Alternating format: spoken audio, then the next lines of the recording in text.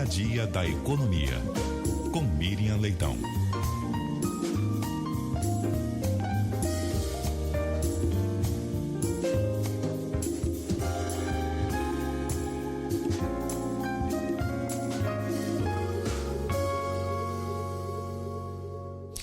A Miriam Leitão gravou o seu comentário.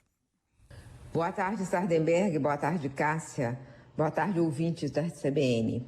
A semana não é muito boa para o presidente Trump. Ele teve uma derrota muito grande eleitoral, o Partido Democrata ganhou em estados importantes e principalmente ganhou em Nova York. O prefeito de Nova York agora será uma pessoa da esquerda do Partido Democrata. Mas tem mais uma coisa rondando o presidente Trump, que é a discussão na Suprema Corte sobre se as tarifas são constitucionais ou não são constitucionais. Até agora não teve a votação, não tem tempo para ter a votação, mas aconteceram os hearings, que são as audiências.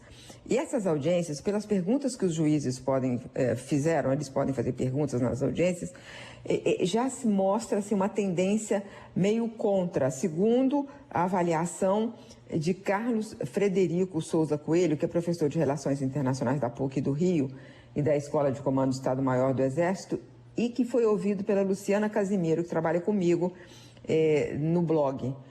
Ele explicou que o Donald Trump está chamando essa tarifa não está chamando de imposto, não. Está falando de regulação das importações.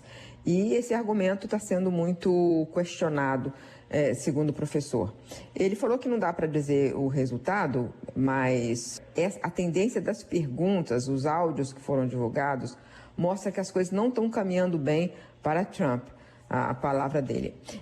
A questão, o próprio Scott Bessent, secretário do Tesouro, já falou que se for considerado ilegal, então teria que devolver as tarifas, o que seria um custo muito grande. Então, ou seja, o governo já está pensando no que fazer caso perca essa discussão, que já perdeu em outras instâncias, né? Já foi considerado que ele exorbitou dos seus poderes a aumentar as tarifas dessa forma, nessa proporção, e transformar isso numa forma de ameaçar os países, né?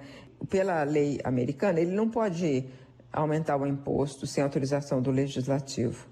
Então, ele teria que ter tido uma licença para fazer isso. E aí, não teve essa licença, ele fez como se fosse a emergência nacional, usou outras leis. Então isso está ruim para ele. É uma semana ruim também, né, do ponto de vista da imagem, porque o mundo se reúne em Belém, vieram líderes do mundo inteiro, quem não veio diretamente mandou um representante de alto nível para discutir o futuro da humanidade no planeta, e ele está isolado na sua visão negacionista do clima, saindo do Acordo de Paris, não participou de nenhuma reunião prévia. Ele poderia, porque se anuncia que sai do acordo e fica um ano ainda no acordo.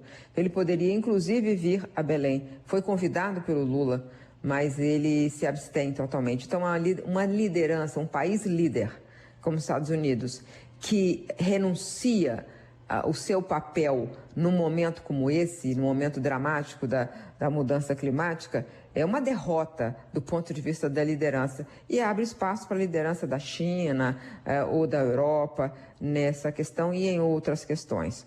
Ou seja, contando tudo, não foi uma boa semana para Donald Trump.